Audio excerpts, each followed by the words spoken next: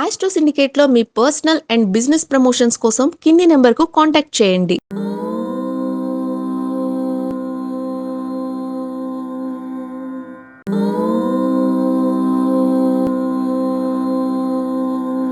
గణేష్ మహారాజుకి జై.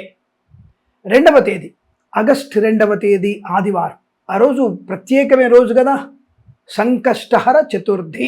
చాలామందికి ఇష్టమైనటువంటి రోజు. అసలు ఈ సంకష్టహర చతుర్థి ఏ పురాణంలో ఉంది అనేటువంటి చాలామందికి అనుమానం. ఏదో చెప్తున్నారు యూట్యూబ్లలో అనేది చాలామందికి అనుమానం.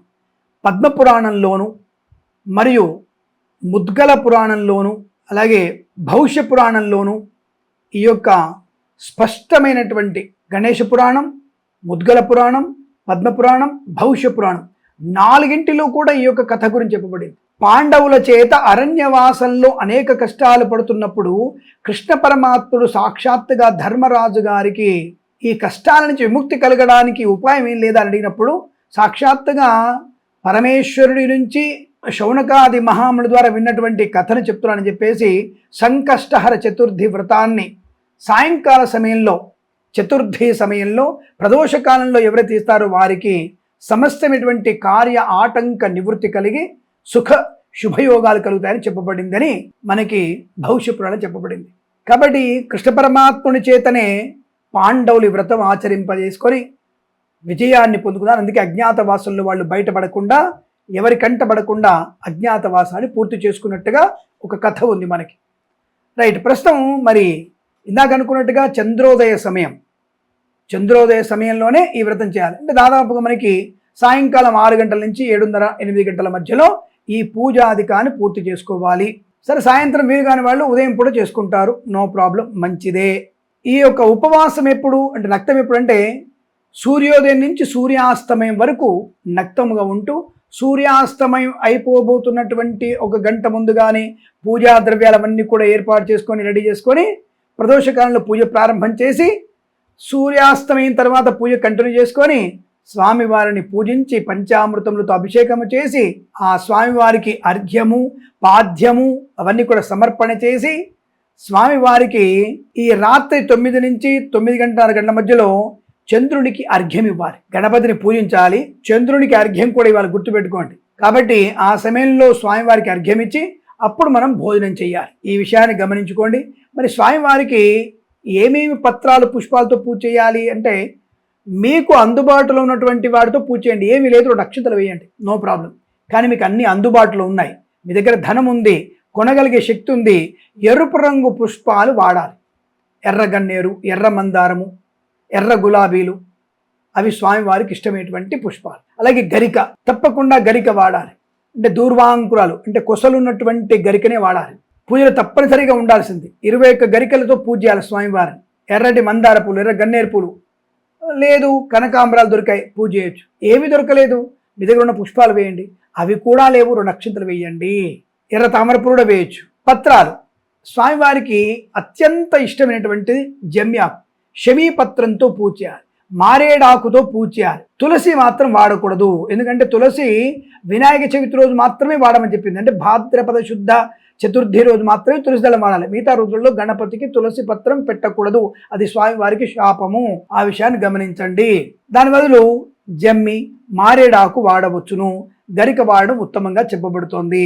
సంకష్ట చతుర్థి ప్రత్యేకంగా పూజని పొద్దున్నే లేచి అభ్యంగన స్నానం చేసి స్వామివారిని మంచిగా శ్రద్ధగా నమస్కారం చేసుకొని, స్వామి ఈరోజు మొత్తం కూడా నీ యొక్క నామస్మరణ చేసి అనుగ్రహాన్ని కలిగించు, నేను చేసే పనిలో ఆటంకం లేకుండా ప్రదోషకాలంలో నీ పూజ చేసుకునేటువంటి అధికారాన్ని, అటువంటి యోగ్యతని కలిగించమని స్వామివారికి నమస్కారం చేసుకోవాలి. సాయంకాల సమయంలో తప్పకుండా స్వామివారిని పూజని మనం ప్రారంభం చేసి అనుకోవాలి. మండపాన్ని మంచిగా అలంకరణ చేసుకోవాలి. స్వామివారి పుష్పాలు, అక్షతలు రెడీ పెట్టుకొని షోడశోపచార పూజ, పంచామృత స్నానం అవన్నీ చేసి అర్ఘ్యము, పాద్యము, ఆచమనీయము, పంచామృత స్నానము, వస్త్రము, యజ్ఞోపీతము, గంధము, అక్షతలు, పుష్పాలు సమర్పణ చేసి గరికార్చన స్వామివారి చేసి 108 నామాలతో అష్టోత్తర నామం పూజ చేసి, అలాగే స్వామివారికి బెల్లము, కొడుములు, ఉండ్రాళ్ళు, మోదకాలు, వేయించిన శనగలు, అరటిపళ్ళు, చెరుకు ముక్క నైవేద్యంగా సమర్పణ చేయాలి. ఆదివారం వచ్చింది కాబట్టి బెల్లపు పరమాన్నం కూడా పెట్టండి. ఆదివారం చాలా ఇష్టమైంది కాబట్టి బెల్ల పరమాన్నం పెట్టండి. బెల్లాన్ని తురిమి మనం పచ్చి కొబ్బరి బెల్లం 2 మిక్స్ చేసి కూడా నైవేద్యం పెట్టవచ్చు. చూసారు ఎంత విశేషం. బెల్లము పచ్చి కొబ్బరి తురిమి 2 మిక్స్ చేసి స్వామివారికి నైవేద్యంగా సమర్పణ చేసి మనం ప్రసాదంగా తినవచ్చు. పిల్లలు చాలా ఇష్టంగా తింటారు కాబట్టి మంచి ఆరోగ్యవంతమైనటువంటి లక్షణం. కాబట్టి ఇలా మనం పెట్టి స్వామివారికి ఆ నైవేద్యం పెట్టి మంగళహారతి చేసి ఎవరికైనా కథ స్వామివారి మన ఏ కథ వినాయక చవితి కథ చదువుకుంటామే ఆ కథను చదువుకుని ఒప్పుకుంటే కథ చదువుకొని స్వామివారి యొక్క ధూపదీప నైవేద్యం తర్వాత నమస్కారం చేసి గుంజిళ్ళు తీసి స్వామివారికి తప్పకుండా మనం కర్పూర హారతి చేసి స్వామివారి ధ్యానం చేసుకొని ఇంటికి వచ్చేయాలి. రాత్రిపూట చంద్రోదయం అయిన తర్వాత ఒక రాగి చెంబులో నీళ్లు తీసుకొని అందులో కొద్దిగా పాలు, అక్షతలు, ఎర్రటి పువ్వులు, చందనం వేసి యాక్చువల్గా అయితే కొంత తెల్లనూరు కూడా వేసుకోవచ్చు.